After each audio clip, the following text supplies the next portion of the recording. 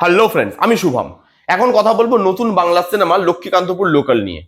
কেমন হলো সিনেমাটা? Directed by Ramkamal Mukherjee. Positive দিক কি কি আছে, নেগেটিভ দিক কি কি আছে, সবকিছু নিয়ে কথা বলবো এই ভিডিওতে। চলুন রিভিউ স্টার্ট করি। প্রথমে যদি এর গল্পটাকে বলি, গল্পটা না আজকের দিনে খুব রেলেভেন্ট। গল্পটা হচ্ছে এই যে আমরা একটা সমাজে থাকি, সব মানুষ মিলে, সেই সমাজ না অনেক ক্লাসে বিভক্ত। উচ্চবৃত্ত, মধ্যবৃত্ত, নিম্ন মধ্যবৃত্ত, এরকম ধরনের অনেক ক্লাসে বিভক্ত থাকে আমাদের সমাজ। কিন্তু আমরা ক্লাস অনুযায়ী আলাদা আলাদা হলেও আমাদের না একে অপরকে বিভিন্ন সময় দরকার পড়ে। ধরুন একজন বড় লোকের বাড়িতে একজন গরিব মানুষ কাজ করে। বড় লোকের দরকার তার কাজটা, কারণ সে যদি কাজ না করে তার যে দৈনন্দিন জীবনের রুটিন সেটা পাল্টে যাবে, সে মেনটেন করতে পারবে না। আবার গরিব মানুষটারও উল্টো দিকে সেই বড় লোক মানুষটা থেকে স্যালারিটা দরকার তার জীবন চালানোর জন্য। এই যে দুটো মানুষ বা দুটো ক্লাস এক জায়গায় কি করে আসছে, তাদের গল্প বলছে। তাদের পাওয়া না পাওয়া, ভালোবাসা, বন্ধুত্ব, সম্পর্ক, এই সবকিছু নিয়েই 2 ঘন্টা 40 মিনিটের এই বাংলা সিনেমাটা। এবার যদি এর পজিটিভ দিকগুলো নিয়ে কথা বলে, প্রথমে যে জিনিসটা নিয়ে কথা বলবো, যে বললাম সাবজেক্টটা খুব ভালো, গল্পটাকে ভালো চুজ করা হয়েছে এবং আজকের দিনে রিলেভেন্ট। এই জিনিসগুলো আমরা দেখি, কারণ আজকে প্রায় মানুষের বাড়িতেই বিভিন্ন মানুষ কাজ করেন, পরিচারিকা হিসাবে, আয়া হিসাবে বিভিন্ন মানুষ কাজ করে। তো তাদের জীবন কি হয়, তাদের যে জীবন, তারা কোত্থেকে আসছে, তারা কিভাবে কিছু পয়সার জন্য কিভাবে তারা প্রত্যেক দিন আসছে যাচ্ছে, তারা আমাদের হয়ে কাজ করছে, আমাদের জীবনটাকে সহজ করছে। আবার আমাদের স্যালারি দিয়ে তাদের জীবন কি করে চলছে, সেই যে জিনিসটা, সেই যে টপিকটা, সেগুলো যেভাবে দেখানো হয়েছে। আমি দেখুন ডিটেলে ভেঙে তো আমি টপিকের ব্যাপারে, কারণ এই টপিকটা শুধু এই বিষয় নয়, আরো অনেকগুলো লেয়ার আছে। তো অবভিয়াসলি আমি রিভিউ করছি, মুভিটা সবে মুক্তি পেয়েছে, অনেকে সিনেমা হলে গিয়ে দেখবে, তো আমি সবকিছু তো খুলে বলতে পারবো না। কিন্তু মোটামুটি যেই গল্পটাকে নিয়ে বলছে, তারা যে টপিকটাকে নিয়ে কথা বলছে, সেই জিনিসটা ভালো, আজকের দিনে রেলেভেন্ট, এবং অনেক মানুষ এই গল্পটার সাথে না কানেক্ট করতে পারবে, সেটা আমার বিশ্বাস। এরপর যেটা নিয়ে কথা বলবো, এরকম ধরনের সিনেমাতে ড্রামা এবং ইমোশন খুব বেশি ভাবে কাজ করাটা জরুরি।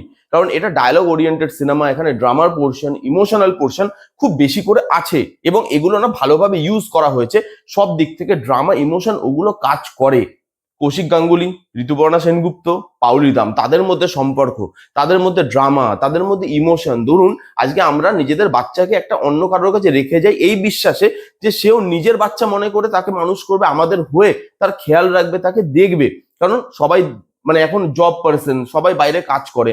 তো বাড়িতে এরকম অনেক বাড়ি আছে যে বাড়িতে বাচ্চা থাকে এবং সেই বাচ্চা পরিচারিকার কাছে মানুষ হচ্ছে।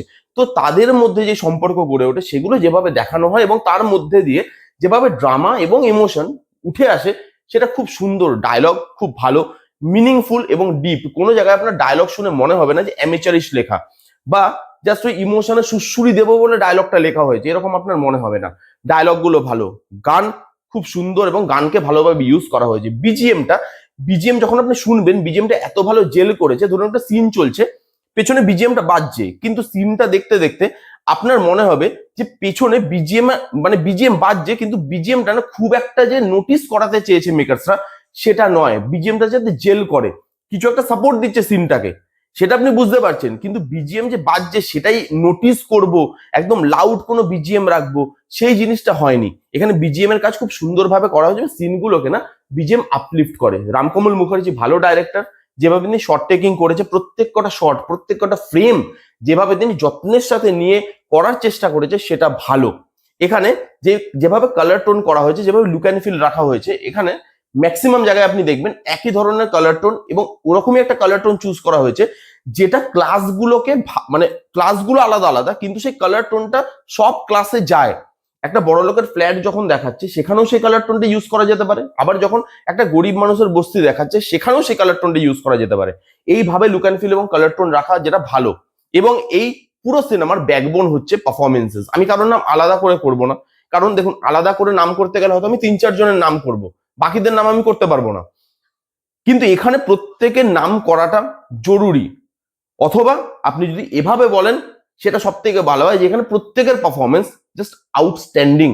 তাদের পারফরমেন্সের জন্য ড্রামাটা, ইমোশনটা, এখানে বন্ডিংটা, সম্পর্কের গল্প, বন্ধুত্বের গল্প, সেই যে গল্পগুলো, সেগুলো ভালোভাবে উঠে আসতে পারে।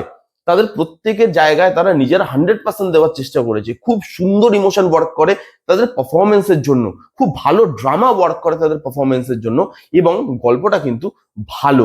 এবং যেভাবে গল্পটাকে বলা হয়েছে, যেইভাবে পুরো জিনিসটাকে সেট আপ করা হয়েছে, দেখানো হয়েছে, রুটেড লুক অ্যান্ড ফিল রাখা হয়েছে, যাতে রুটটা বোঝা যায়, সেই রুটটা যেভাবে ধরার চেষ্টা করে, মানুষের ইনার ইমোশন গুলোকে যেভাবে বার করে আনতে পারে। এবং এই সিনেমায় কিছু কিছু জায়গায় কমেডি পোর্শনে ইউজ করা হয়েছে, কিন্তু সেগুলোতে আপনি হো হো করে হাসবেন না, একটা হালকা হাসি সেখানে থাকবে, কারণ থিমটা ওরকম নয় যে যেখানে আপনি হো হো করে হাসতে পারবেন। ডিপ ফ্রিজ যে সিনেমাটা ন্যাশনাল অ্যাওয়ার্ড পেয়েছে, সেখানে এই জিনিসগুলোর খুব খামতি ছিল। আপনি দেখতে পারেন, আমার রিভিউ আছে চ্যানেলে, সেখানে যে ইমোশন ড্রামা সেগুলোর সঙ্গে কানেকশন ফিল করতে পারি না আমরা, বাট এখানে কানেকশনটা ফিল করতে পারি। এই ছিল মোটামুটি পজিটিভ দিক। এবার যদি নেগেটিভ দিকে মুভ করি, এখানে না একটাই জিনিস আমার নেগেটিভ লেগেছে, বিশেষ করে সেকেন্ড হাফের মিড পোর্শনে মাঝখানের দিকটা আপনার মনে হবে জিনিসটা একটু রিপিটেটিভ। সেখানে একই জায়গায় গল্পটা ঘুরছে এবং সেখানে মেকারের নতুন কিছু আর ইনপুট করার নেই গল্পে। 2 ঘন্টা 40 মিনিট ডিমান্ড করে না গল্পটা, এটা আরো কম হতে পারতো, অনেক কম হতে পারতো। 2 ঘন্টা 15-20 মিনিট এই গল্পটার জন্য যথেষ্ট। এডিটিং একটুখানি কোথাও গিয়ে আমার মনে হয়েছে কাঁচা, কোথাও গিয়ে আমার মনে হয়েছে যে এডিটিং এ আরেকটু যদি লেবার দেওয়া যেত, আরেকটু যদি এডিটিং ভেবে করা যেত, আরেকটু ক্রিস্প করা যেত, ছোট করা যেত, তাহলে আমার মনে হয় বেশি ভালো হতো।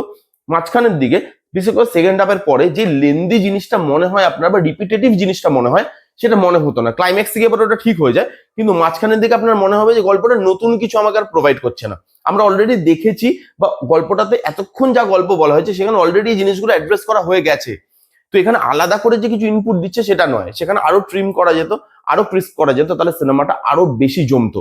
বাট আমি বলবো এই সিনেমাটা খুব ভালো একটা সিনেমা। যারা এই ধরনের বা এই জনরার সিনেমা দেখতে ভালোবাসেন, যাদের কাছে একটা সিনেমার মধ্যে ড্রামা, ইমোশন, প্রত্যেকটা মানুষের ভেতরের যে বক্তব্য, প্রত্যেকটা মানুষের ভেতরের যে চাওয়া পাওয়া, সেগুলো খুব ইম্পর্টেন্ট, যারা এই ধরনের সিনেমা দেখতে ভালোবাসেন তারা যান, খুব ভালো সিনেমা, গিয়ে হলে এনজয় করে আসুন। এই ছিল রিভিউ। কারা কারা দেখেছেন কমেন্ট করে জানাবেন যে আপনাদের কিরকম লেগেছে। যারা যারা দেখেননি জান, গিয়ে দেখুন। কেমন লাগলো রিভিউটা জানাতে ভুলবেন না। ভালো লাগলে please give Thums up, like করবেন, কমেন্ট করবেন, শেয়ার করবেন, চ্যানেলটাকে মাস্ট মাস্ট সাবস্ক্রাইব করবেন। দেখা হচ্ছে নেক্সট কোনো ভিডিওতে, ততক্ষণ bye bye, take care and be safe.